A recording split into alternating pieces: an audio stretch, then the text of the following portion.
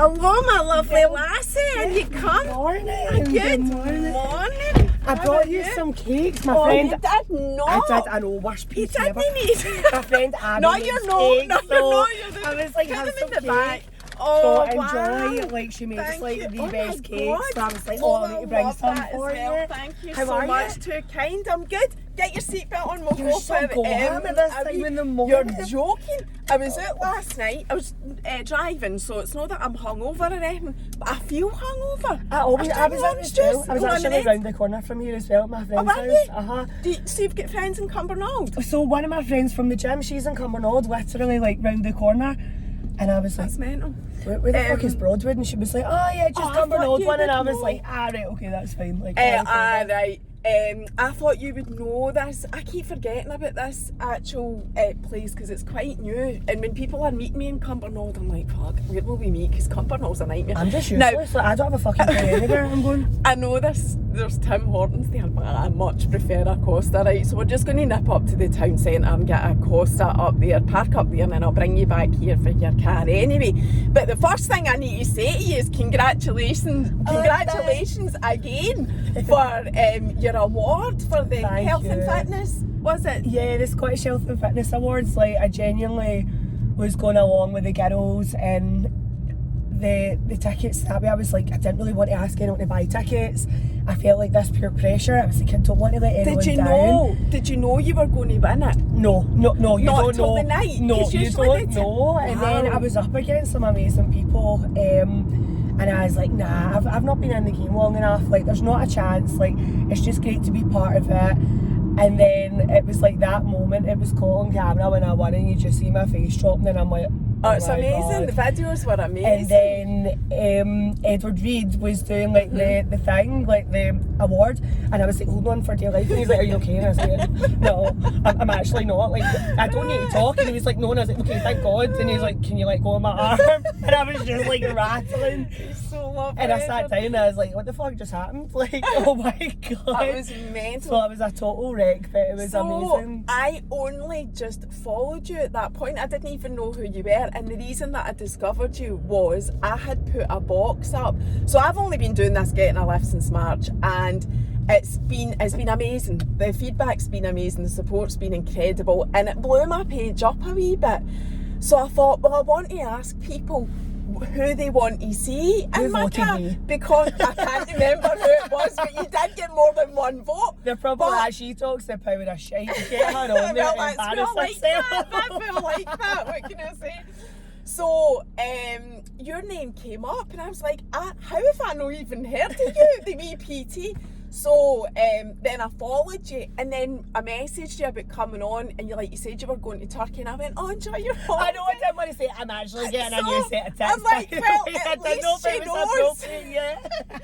At least she knows that I'm new here on this page, because then the next thing you're getting your boobs done. And I'm going, oh, for fuck's sake, I didn't even know that. Plus, it was still a holiday. I didn't have to work for a couple of days, and I was like, what do I actually do in my life when I'm not working? We will, and obviously need to ask you about that, but I want to ask you about the whole EPT thing first, because having done my research, read back on some of your posts and whatever, I was actually quite blown away from where you had come from a lack of confidence point of view to where you are now. So I thought I'll get you to share the story of how, well, just need to save my yoga block first from falling off. Everybody knows this setup, so it's no secret that my yoga block's just falling off.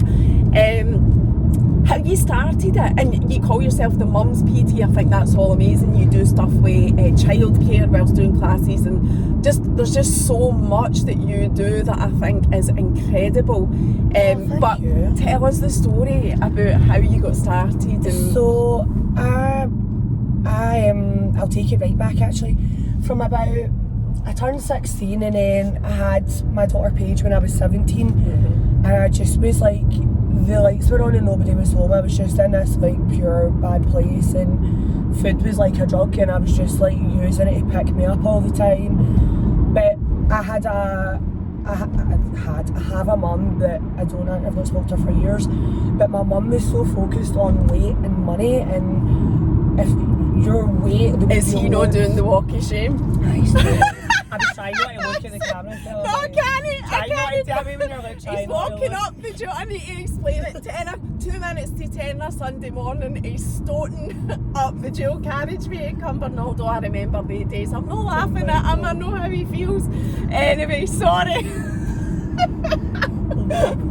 It's mental. So basically she was always really pushy about my weight. She had me on every crash diet possible, and it was just a vicious cycle, and I could not get out of this cycle at all.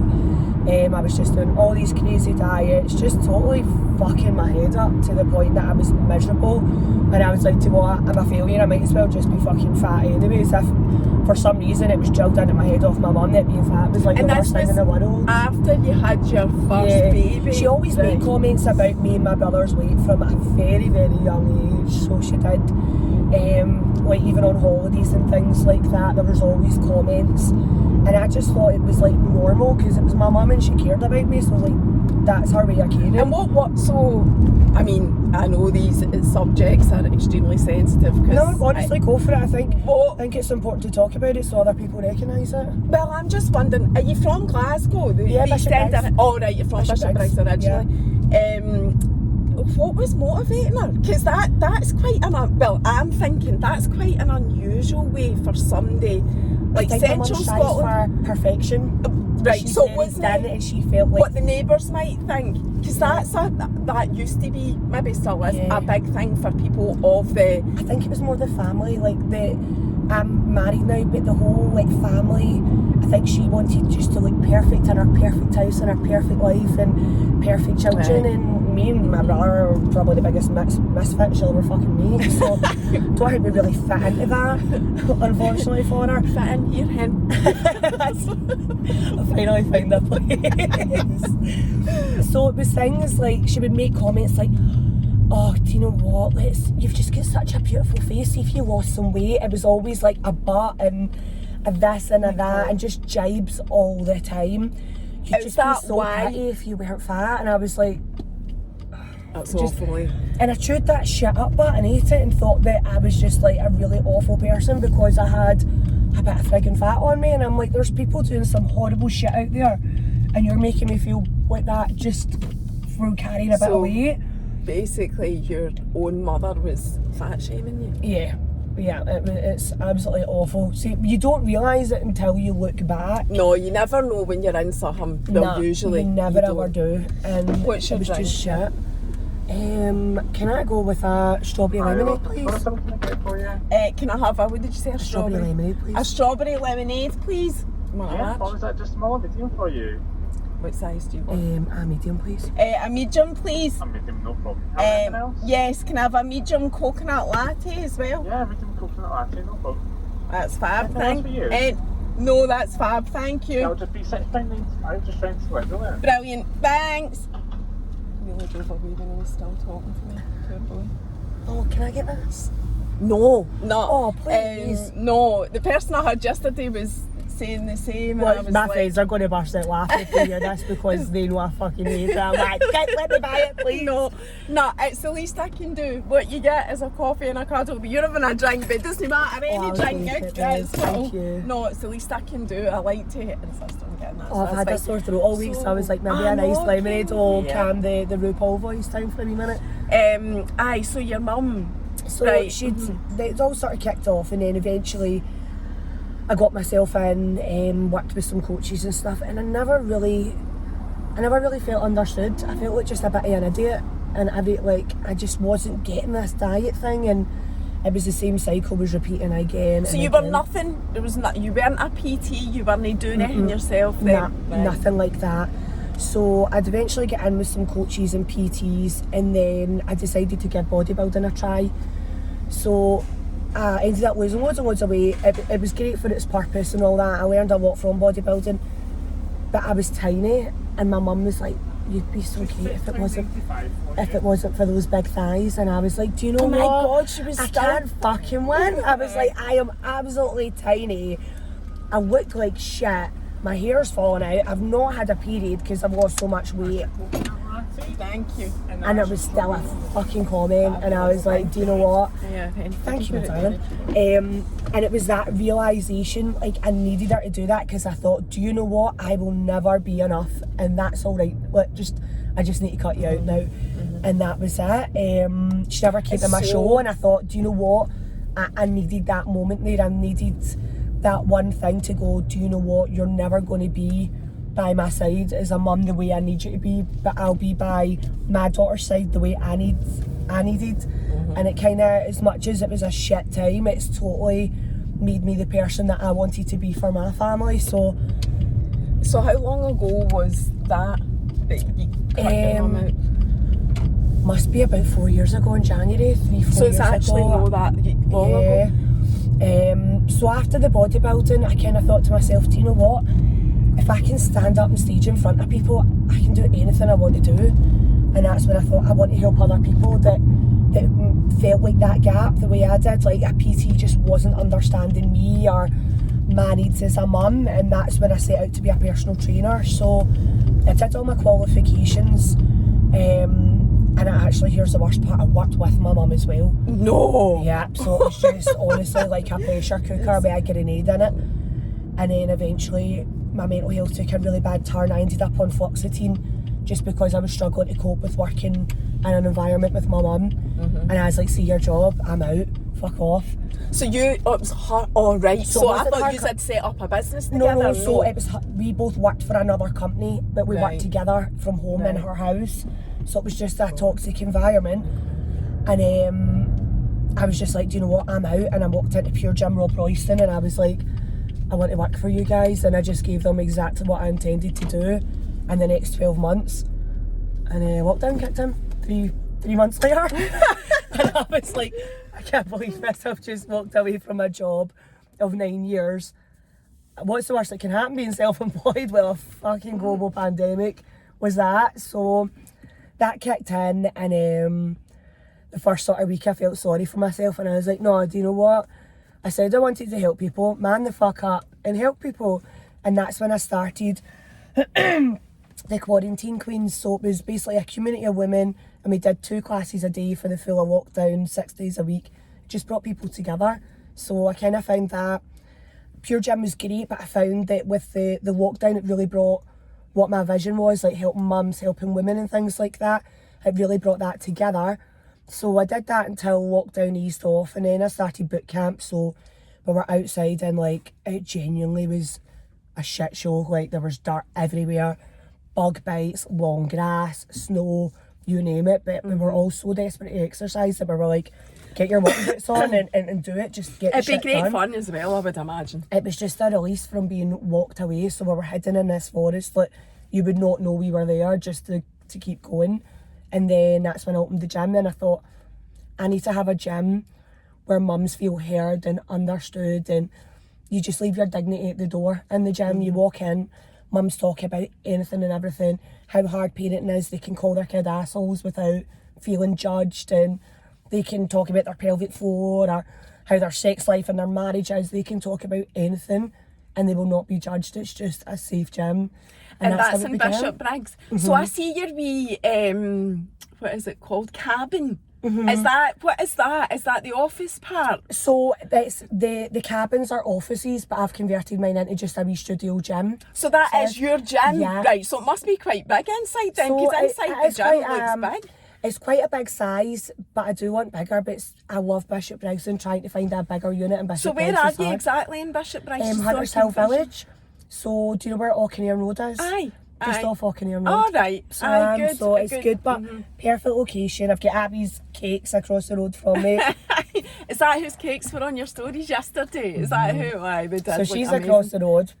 Next door to me is the hairdressers, and Davina's is amazing. So I just sauntered in and I'm like, can you wash this shit show? It's not been washed in like 2 weeks. So everyone looks after each other up there.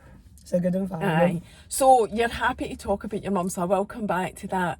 But I wanted to ask you about like growing the business and whatever. So it was a lot. Your business was created basically in lockdown. Really, Yeah. that's what you're saying. Yeah. So after that, when you went into your premises and whatever, Was it just a case of your social media and the contacts that you had made that had come to Yeah.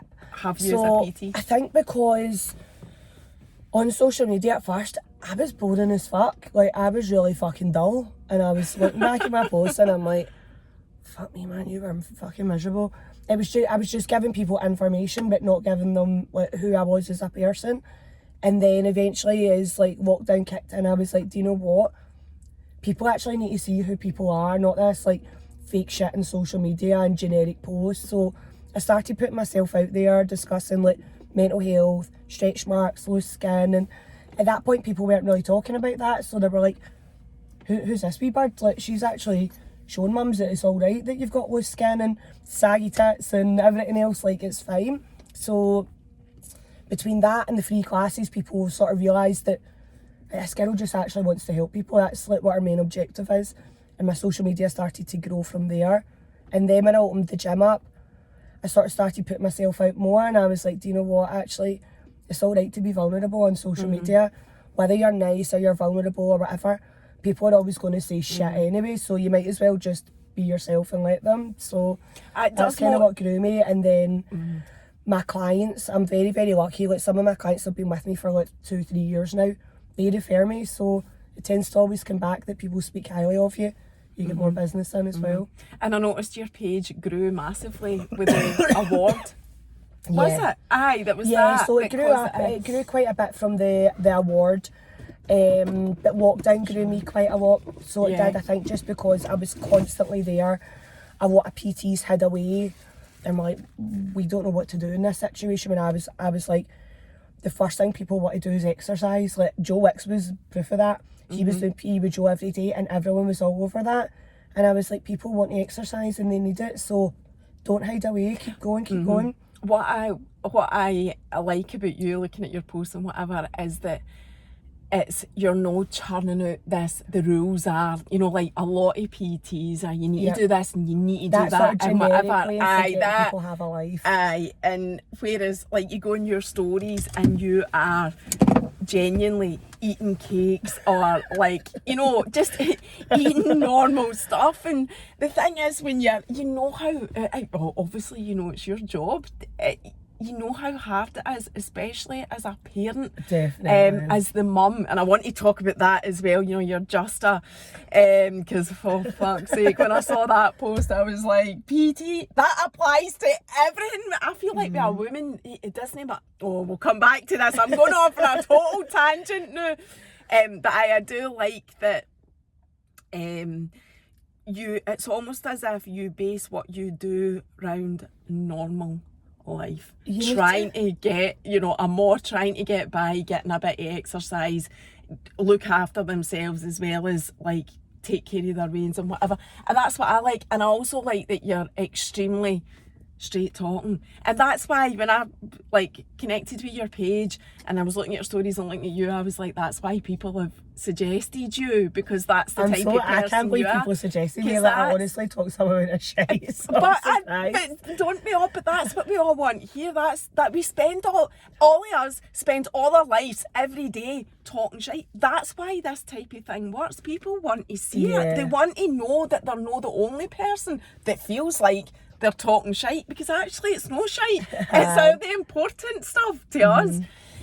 So I like that. You touched on the mental health thing, and I know we'll go back and forth with your gym and PT and whatever, because I'm sure that will come into it. So you said about the relationship with your mum. Was that what triggered the issues with your mental health? The whole environment, and that's something I've actually learned from a coach of mine, Chris, just now, is how important your environment is. And I was working with my mum and she's not very well. I don't even know if they know what's wrong with her, but I was working with her, sitting at a desk for 8 hours every day. She was very negative. I was then becoming very negative. I was then also becoming a fucking maid. So I've got a younger brother. I would pick my kid up from school on my lunch break, pick her kid up, take them wherever they needed to be, drive them back to the house, then I'd take them to school in the morning. Then if she needed cigarettes, I was picking her up cigarettes. Then I was back to work. And I was just like a blue-arsed fly, getting burnt out, and nobody was going, are you alright? Like, it was just, here's more shit, here's more shit, here's more shit. And I was running on empty, and I was like, I can't do this anymore. I really can't do it. And even with doing like the gym and eating healthy, it just wasn't enough. Like, I just was not looking after what was going on up in my head. And was there a tipping point, the straw that broke the camel's back, or was it just an accumulation of everything that you realised? An accumulation of everything mental health wise. And I just remember thinking to myself, I don't want to be here anymore. I just don't want to do this. I'm so unhappy. And I felt like I was drowning and no one was throwing me a life raft. And then when I went to the doctors and she spoke to me, and usually doctors kind of pan you off, but she actually said, you're not all right, are you? And I was like, I'm not. And on that, I don't know, did you see the post when I was holding the prescription? So when I get told about my mental health. Was this quite far back? Maybe about 4 months. I think it was this side of the year. I think I did. I think I was holding it saying that I'd been put on fluoxetine, and it said underneath, like the doctor had said, she does a lot for other people, she's looking after herself in the gym, but she needs help. And at that point, I thought to myself, I can't do this anymore. So the doctor had put me on a sick line for 2 weeks.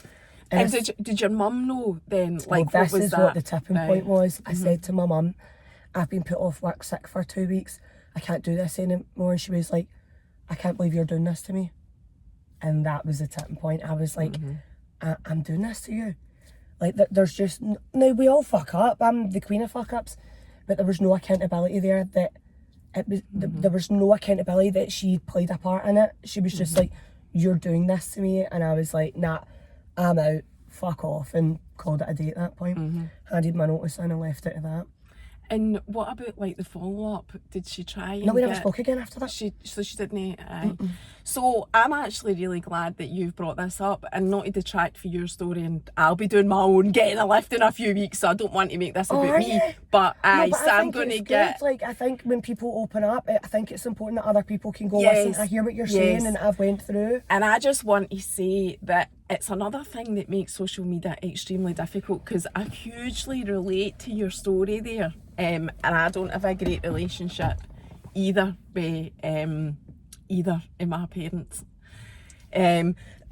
Excuse me. So it's so, see, for me to hear somebody else talk about their situation and their like outcome, because that's the same as my outcome, it's just so like, again, oh thank God it's not just me, it's just so comforting to hear that for somebody else, because again on social media nobody talks about that.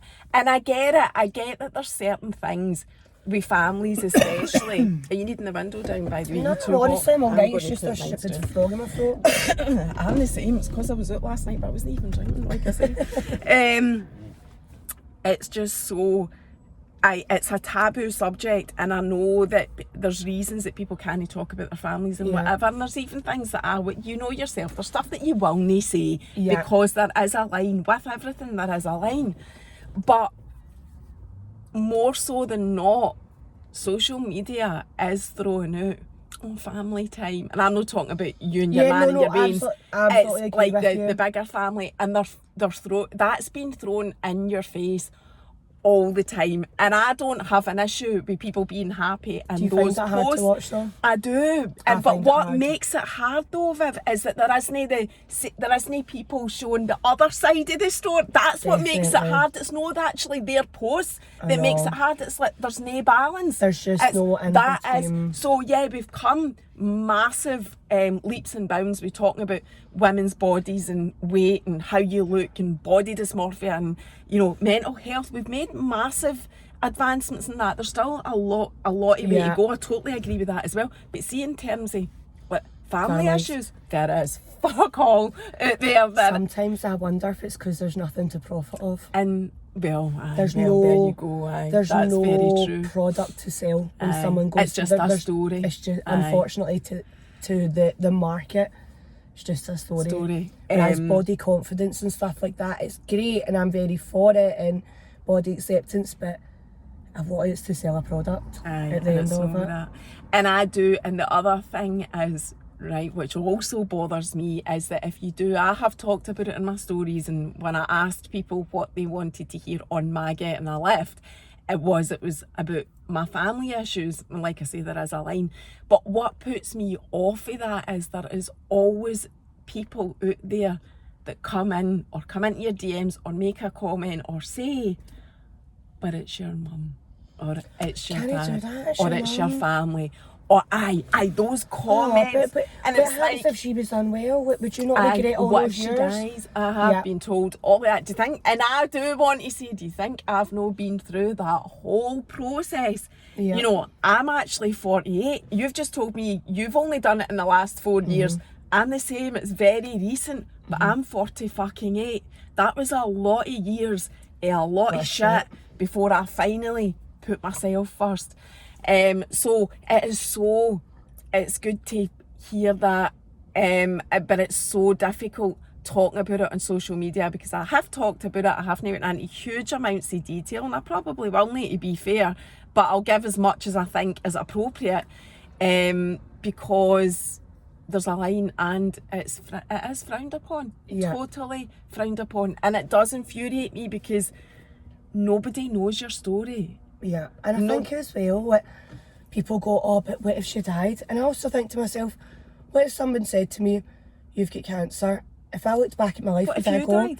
Aye. I've taken some amount of shit off of that person for so long. Why? Why did I spend so many years miserable? So you need to sometimes, before people open their mouth and let their belly rumble, you need to reverse engineer it and go, right, so because in case somebody might die, if I had to just continue to take toxic Feel like shit off them, aye. you can't live your life like in case someone dies or in case you die. You need to be present and ask yourself, is this serving me well or is it not? And if the answer's no, you need to remove it. It's a dangerous game if you don't, and I'm a prime example of that. Like, you're going to destroy your mental health if you allow people that treat you like shit to stay there and rent room in your head. I agree, family or not, I just think it's Can't pick freaking your not family, worth unfortunately. it. No, exactly, I know, and yeah, exactly. And you made a comment up there, and I was like, oh my god, that was exactly the thought process that I had. It was something you said, like, you finally accepted that you couldn't, she wasn't going to be who you wanted her to be. I could have actually cried when you said that, horrible. because as you know, even as a child, you were talking about things when you were 17. You're still a child at 17, that wanting them to be something that they're no, like constantly just wanting that, you know, because it's actually a natural. And because that feeling is, I get that. I do get why people say, but it's your mum. Yeah, I know why you're saying that. Yeah, but I you've know, got a really because nice I mum. felt that. I felt that. I know what it's to feel like to want that. I kept looking for it, kept wanting it to be that, but it never was. So, you know, and that's where they don't understand. Yeah, you didn't have exactly. that broken bit though, you know, and that's me putting it really fucking mildly. Yeah. Broken, because it was Totally a lot agree. fucking worse than that. So it was really, really quite, I liked it that you said that, and I never expected that. I don't know if you talk about that in your page, do you? I'm a bit like you, so I talk about stories that are relevant to like who I am as a person, but we had a really shit childhood with a really shit stepdad, and I resent my mum for allowing that. And now that I am a mum, I actually resent it even more, because I'm like, I would never allow my children to go through the shit that we went through as children. And that's why sometimes I don't talk about it, because there's still a lot of anger there that I'm like, am I talking from a place of anger, or am I talking from like just a mutual place? And I'm like, I'm not really at that point yet where I'm open to talking about it. It's still just, it's just still manifesting. There's a lot of anger there. I don't even know if that'll ever go away. Like, I do think to myself, and that's how I feel about talking about it, is it going to come across that I'm just this person with a huge big fucking chip on my shoulder? Yeah. You know, which I'm can totally get that. aware of as well.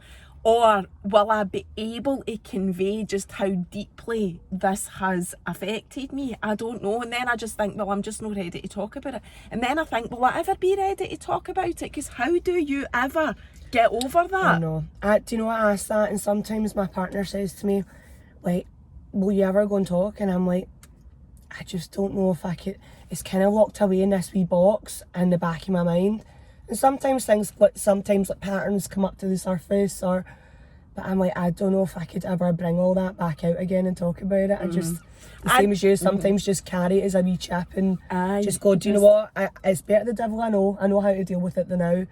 Do I ever want to actually bring that back up to the surface again? And I do feel that I'm in a place of acceptance of it. It's not that I'm okay with it, and you know that whole there was a meme, one of these Little Miss, you know how they're getting about Little Miss, and it was Little Miss, she's over it, and then down at the side it had in brackets, but she's not, you know. So I would say, like, I'm over it, but really I'm not over it, because I don't think I'll ever get over it, but I don't know if I want to. Well, I think when you've went through something like that so much, I don't think you'll ever get over it, but like you say, you can accept it and go, this has happened, but I can still move on and move forward and put one foot in front of the other. And what you were saying about your daughter, that was a massive turning point for me. Lola's 10 and a half. With both of my parents, to be honest, like, that was a massive turning point. I just thought, holy Jesus, I would take a bullet in the fucking brain for my Wayne. I don't, and most people I know are the same. I just don't, that's where I don't get it. I just don't Totally get it. get you. And I've tried so hard to understand, but I don't, and I just have to accept And that. sometimes I think you make it harder for yourself when you do try and understand, because you then question yourself and go, was it me? When you're trying to understand how someone works, you then start to sort of pick yourself apart and wonder if it's you when it's not you. They are just like that, and they've probably had their own problems that they've not dealt with. It's just not your fucking problem. Like, I know that it's so blunt, but I just tell myself, But it's more than not it, my but fucking see problem that now to carry that about. Like, but it's just words. What you're saying, it's not my problem. See, behind those words, there's a fucking, you know, there's more than just a chip. There's so much weight in that statement. So that's the only words that you can just come up with to try and like keep everything at bay. But it's just so, there's so much more behind that. So nah, I totally get that as well. What about your brother? Does he? Do you speak to him? Does he speak to her? What's that He dynamic speaks like? to her, but I think he just deals with what sort of childhood a bit differently. I soon learned after everything that I would always say yes to people. I really needed people's approval all the time, and I just wanted everyone to like me, and I strive for that all the time, and not everyone's going to like me. And I've now learned, like, fuck it, it's fine. Like, it's Social media helps you with that. Opinions are like arseholes, everyone has them at the end of the day, and I just let them be. I think my brother, because we never really had that father figure though, likes to be the father figure of the house, so they fight and argue all the time, and he moves in with me and moves back out, etc. But he's still in that toxic cycle, and it's just the way they go on with it now. So I just kind of took a step back and was like, I'm taking myself out of the situation. So you've still got a relationship with him, and there's no issue with you and him because of that? Oh no, we fight like cat and dog still. About the situation with your mum? Oh, about everything, situation, anything at all. We just live totally different lives. But you get on with him? Well, most when I of the say time. you get We're on having a with him, what I bicker the mean now. is... We're having a bicker the now. It was are you? becoming a wee bit of a pain. People phone me when they want me to fix shit, and I can't afford fixing shit anymore. So we had a bit of a run-in, but he's a good guy, you know that. We've just had a bit of a sibling. Right. But at least you're still in touch with him and whatever. That was kind of what I was trying to establish. Yeah, if it never happened, he'd phone me and I'd be there. Right. And regardless. So that's kind of the background to your mum, and then you said that you resigned for the job, and that was the point where you went on the fluoxetine. So what happened there then? So I went on the fluoxetine from October until December, and then I started 2019. Way before even the pandemic started. Then I started PTing, and my life just totally changed. I was just so happy. It was unbelievable. I found my why, and I was like, here is my purpose. And for some people, like, I love being a mum, but for some people being a mum is just their sole purpose. I felt like being a mum was my purpose, but I had more to give, and that's what PT was for me. It was just that wee cherry on the cake of what I could give out. And as soon as I went into PTing and in the gym, I just loved it. I was so happy. I got up with a purpose every day. I was so excited every day. And you have blips with your mental health. I always say anxiety is like a shadow. you sometimes don't see it, but it is always there. Mm-hmm. But nothing to the extreme that I was when I had that toxic sort of relationship in my life. I've never ever been like that again. And that's funny. So I have really bad anxiety that stems from childhood as well. But people will always say to me, "How did you get over it?" And I always say, "You don't get over it. It's like a Strategies to cancer." cope. That's what I say is, and you keep it at bay as much as you can, and it's up and down and up and down, you know, with life. But I always cutting things out is something that I do. If something is causing me or someone is causing me stress or anxiety, I will go out my way to cut it out. I'm a blocker. I'm a total blocker. Very, like, I bet you my husband's going to watch this and burst out laughing. Because I'm the same. I'm absolutely ruthless now. I'm like, see if this doesn't serve my mental health well, get that shit out the door. Like, I just will not associate with it at all. It's and it's actually not an easy thing to do. People think it's easy. It's not. It's like a bereavement. You said that as well about it was like a bereavement, cutting your mum out. But I feel even if it's like a friend, a good friend, obviously normal Joe blogs that you're blocking that's just an arsehole on your page or whatever, that doesn't feel like a bereavement. But any close relationship that you've had that you suddenly feel like, I need to cut this off because I'm starting to feel extremely, you know, the anxiety's through the roof, whatever. It then is like a grieving process. Yeah, That's because you're losing somebody that's in your life. It is grieving a loss, isn't it? But you need to, I think when you've been through patterns, you kind of need to wait up and go, I'm grieving a loss, but it's better to grieve a loss than to just feel like shit constantly and grieve constantly. And to go through your process, and we're all on an ongoing process and journey and whatever, but see, to get to that point of finally going, I'm actually going to put myself first. Like, and it takes years. It's no anxiety, any sort of issues. It takes years to get to a point where I feel like I'm on a better path now. I feel like I can manage it better. Yeah. I feel like I'm putting myself first. And it's not being a selfish bastard and rotten to people or whatever. That's not what that means. Yeah. It's being able to put boundaries up and say, well, no, when, like you were saying, you can't say no. I was like that for I'm still a bit like that, to be honest. And I have to find my words to come across a way that because I never want to upset anybody. Totally you know, get you. but you want but you to end say, up so upset yourself Aye. because you're holding in all this shit and you don't want to hurt other people, but inside you're hurting really badly. So you're absolutely right. You need to put boundaries down, and it's so hard, but it's something I've learned over the years. Even in PT, it's something that I've learned. You need to put boundaries down.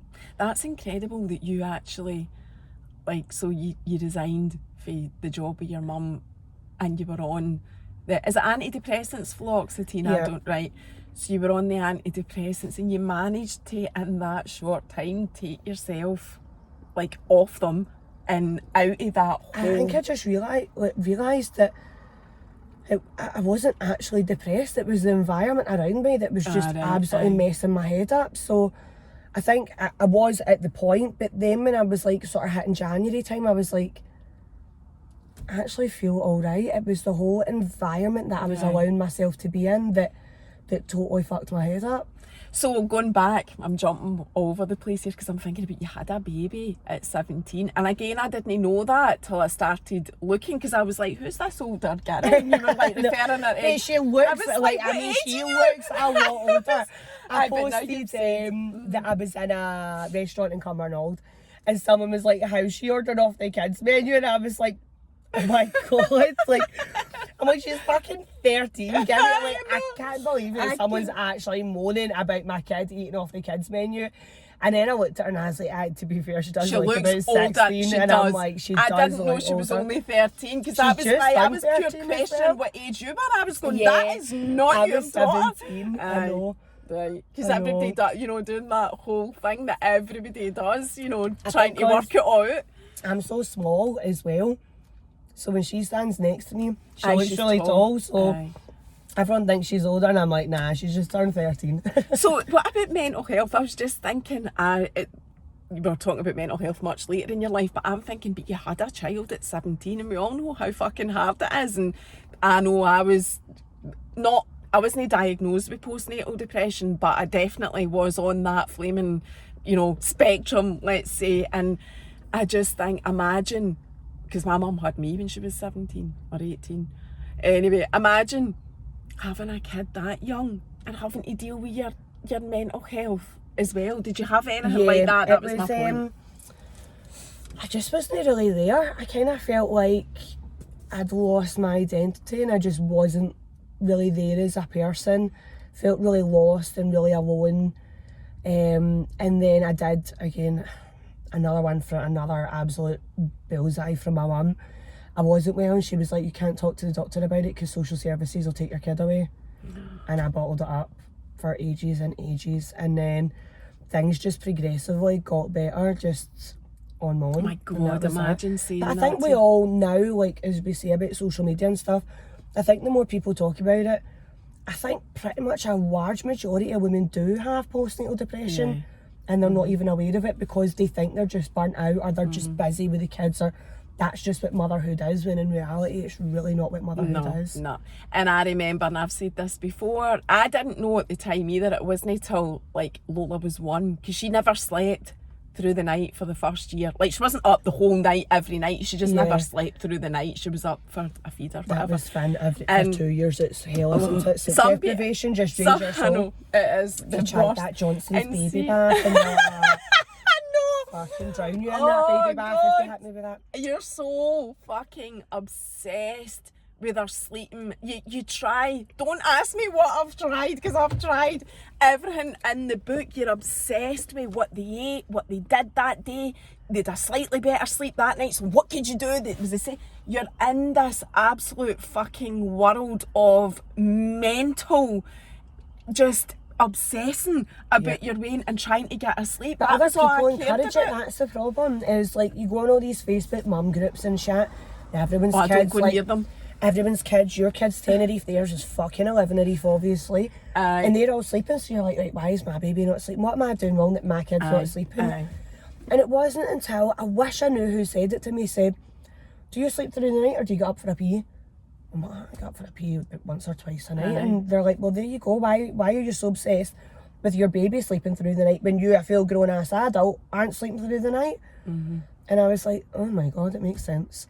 But I know totally that absolutely makes sense. But fucking, can you see sense? Like, can you see any sense when you're in that? No, you can't. And see, like that first year, and it's the typical story of you've got this vision of what you'll be as a parent, and then it happens, and it is nothing like that. And I basically just existed for that. The first 6 months were the worst. I just flaming got up every day, went through the motions of what I had to go through, and was desperate to get to my bed at night for a bit of sleep. And it went on like that for months. And there was a point where, you know, Keith's clothes were in bin bags. You know, like I was. I think we've all had that point. Wait, this is your fault. This is your I'm fault. over it. How are you sleeping and I'm not fucking sleeping? How am I covered in sick and you're not covered in, and it's, yeah. You need to take a shot. I remember saying that, and like I was like, I've had enough, that's it, I'm done. Get your fucking clothes and go. And I've talked about this before as well, and it's no till you're out of it. So say Lola was a year old and I was looking back, like I walked out of my job in the bank as well. Not that I regret any of that, but looking back now, I do, like, I'm totally... Was it quite impulsive at the time? Aye. But I felt like it was a choice between the job and my mental health. So it was the whole postnatal thing that brought me to that point, but I still don't think it was the wrong decision. But it was only looking back when I did finally have a minute to actually reflect that I was like, holy shit balls, like that was just mental, that whole thing. And you know, I was never having any more anyway, but when everybody always asks, I never had Lola till I was 38. It was, you know, quite late in the day anyway. But I never wanted any more than one. Shit pregnancy, shit delivery, all the rest of it. And then the first year never got a full night's sleep. I was like, well, that just fucking seals the deal. I am not having any more. And even like folk asking me, even now, like I was out last night and they were talking about babies a lot because one of the girls is expecting. And I'm like, don't ask me. don't ask me about labour or Yeah. anything. I'm not the person to ask, because I hated everything about it. Like every mum, yes, I love my Wayne, take a bullet for my Wayne, I've said all that. I don't need to say that to justify this, but never, I wasn't doing it again. No Nah. way was If that I ever. had Finn's pregnancy first time, and my husband will tell you that, I wouldn't have done that again. It's a shit show, like, and people are like glowing and love pregnancy. I was like the elephant man. Aye. Like, I was a shit show, and the same, the pregnancy, the birth, the no sleep. It was just an absolute, I mean, he's an amazing wee boy now, but that whole Aye. experience, I could not do that again. No, not no me way. neither. And I would say, like, that's Lola 10, and I'm like really enjoying our company now. You know, I'm Yeah. like, oh, it's good that, because she's mature for her age. Not, you know, I can't help that. She is who she is. But it's actually quite enjoyable a lot of the Yeah. time to, you know, to have this wee person that can have conversations with you and whatever. But I like laugh at myself going, it only took 10 years. For me to feel like that. I've actually postnatal depression for 10 years. I'm joking, I haven't. But, you know, it's funny, all the different stages that you go through and Yeah. whatever. I don't even know why I'm telling that story. It's actually totally irrelevant. But, you know, it's just the whole pregnancy, having babies, and even getting pregnant. I had an issue with that as well, but none of it at all was enjoyable for me. And that's another thing that gets thrown out in social media, hand Yeah. over fist. And I look at these people that are pregnant and they're loving it and they're like, well, you know, happy to show off their bump, whatever. I spent basically 9 months in bed because I had hyperemesis gravidarum as well. But I just feel, whilst they're gushing with joy and whatever, I can't relate to it at all. And I actually feel sorry for them, because then I think to myself, oh, wait till the labour, and then wait till you're not getting any sleep, and then, but I would never say that. I'm not Yeah. that person that would say that shit, because you know how Yeah, annoying you're that is killjoy, yourself. But in your own mind, you're You've got that thinking, realistic poor approach. lassie. Poor lassie, she's pregnant. Just Oh, you wait. aye. And they go, I won't do that with my baby. I won't. No. Well, you know, My baby aye. won't get tablets. No. My baby won't get quavers. Nah. And then I watch and I'm like, there's that Cocomelon and that fucking Aye. tablet she wasn't using. I'm like, See, even like I laugh at the, like, I was pregnant at the same time as my sister-in-law, and she had this dream of the perfect birth, and she was the type of person, and even when I was pregnant, because I had the HG, like I just fucking had no nice illusions about anything, because it had been that shit. But she'd be like, had her birthing plan and what pain and leave she wanted, and she was going to have a pool birth.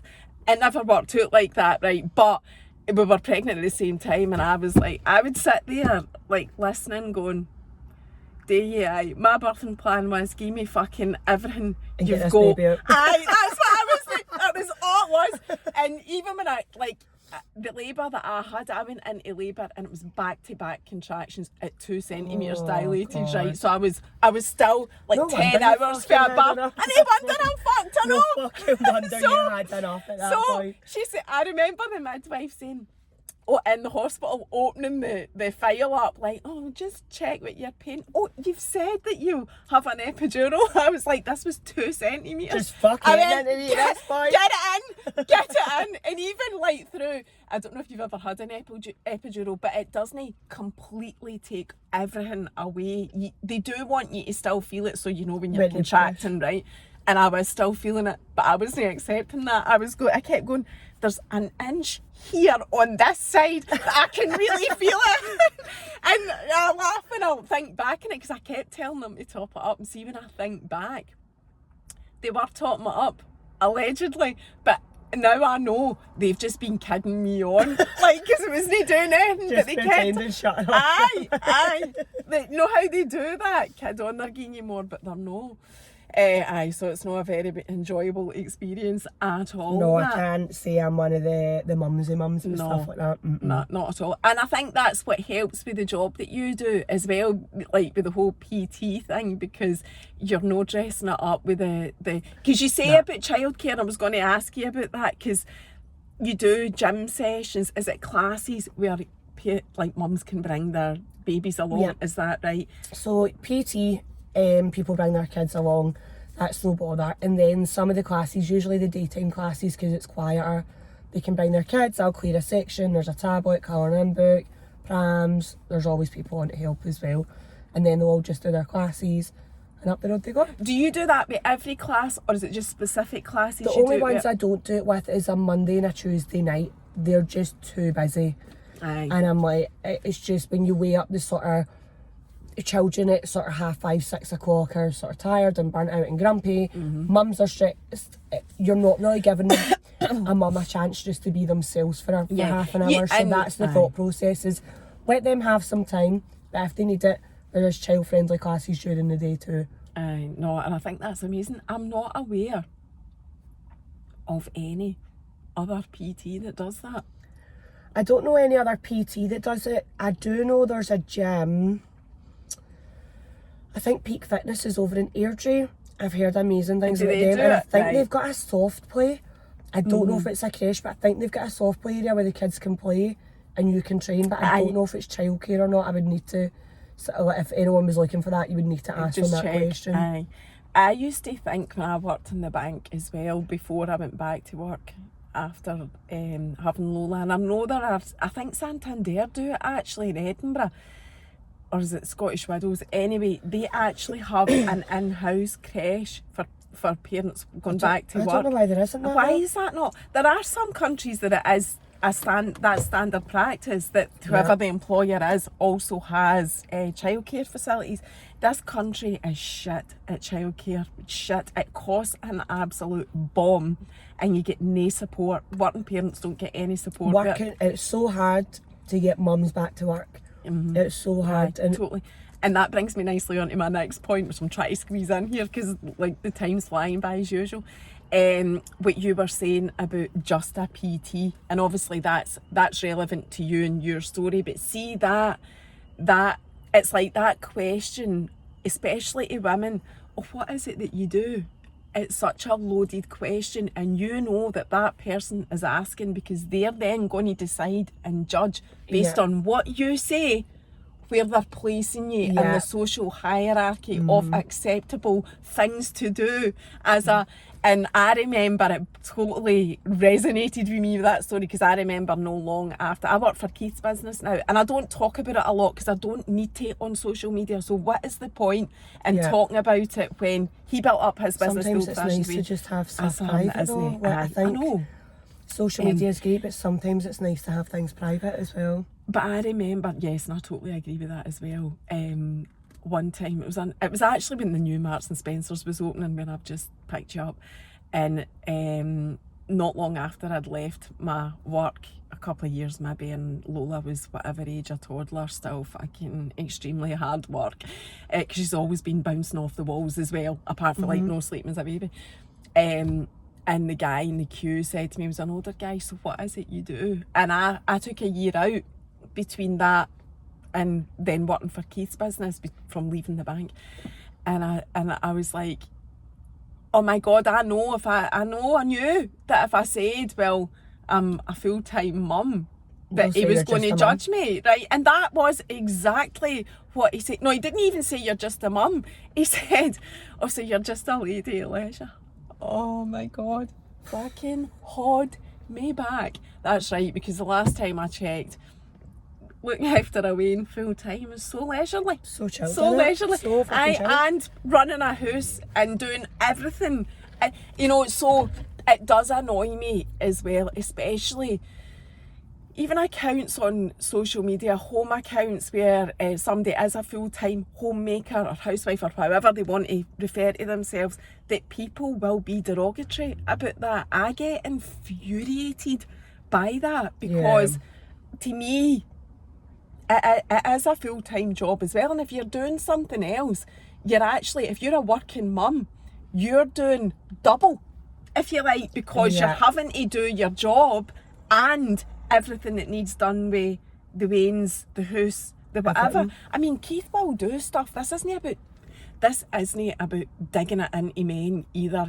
Keith will do stuff, but it's not the same as the societal driven expectation of a woman, and we're guilty of taking it on. Yeah, we are. Taking Women, it on. We go, women are expected to work like they don't have children, and they're expected to run their family house like they don't have a job. Aye. It's like you're supposed to have both, and it's impossible. It's impossible to do all that without letting plates drop when you're spinning them all. But I think it doesn't matter what you're doing. I mean, and I was actually quite surprised when you said it. I was like, and part of me was like, oh, thank God it's not just like mums that work from home that they're saying it about, you know, PT. I was like, but that's a job. That's people can think less of it. It was actually in our old house we'd met our neighbours, and he was a teacher, and he went, oh, you're just a PT. And I walked in the house and went, I don't like him. And Thomas was like, oh, here we go again, you don't like anyone. And I went, he called me just a PT. Like, and I was like, you just thought you were above me for a second there, like. Mm-hmm. And I do, yeah. There's just so much. I could go on about this all day. It's infuriating. There's just so much in society, and having worked even in the bank, which was a hugely male dominated. I worked for a long time in corporate banking, massively male dominated, and even she's just a woman. You know, it wasn't said out loud, but there was things said and remarks made that's what was insinuated. And I feel that there's lots of things, it's not just specific to women either, there's just lots of things where society, you know, these paradigms exist where you have to be a certain thing or a certain level before people are quite happy to go accept it. And even then, Definitely. like I remember my dentist, or a dentist, I can't remember who it was, talking about her salary when I worked in the bank, right? So dentists are like degrees, you can't get into that without that, work long hours, blah blah blah. A lot of them are self-employed now. And she told me what her salary was, and I remember going, right, you've done all that, I don't have a degree. I went into the bank not that long after school. I did like college, and then I went into the bank, worked my way up. But my point is that I'm trying to get to, she was on a salary 15 grand less than me, and I was going, that just proves that going to, not that I'm saying you shouldn't do this, but I'm saying going to university, getting a degree, doing the job that you're doing, being a dentist, being accepted by society as a good enough job is way less paid than me coming out of education, going straight in and working my way out. But I probably wouldn't be as accepted as you are. Yeah. Do you know what I mean? It's like, it's just mental. Everything's so mental. Anyway, I'm conscious of time, and I've probably talked more than you have. I love it. It's been a great experience. So to find you, I just want to say that if anybody's looking to join your gym, you've said already you're in Bishop Briggs, you're the wee PT. I'll be tagging you and all of that anyway, but I can't stress enough how good it is. The walk of shame home. Our mums are shit. Families are a riot. Kids are hard. Just don't have kids because we're selling it really well. Kids are hard work. Childbirth's a fucking shit show. Get the drugs, and to summarise, follow Viv because she's pure straight talking, and it's amazing. Thank you so much for coming in. It's been good. I know, great fun. See you later. Bye.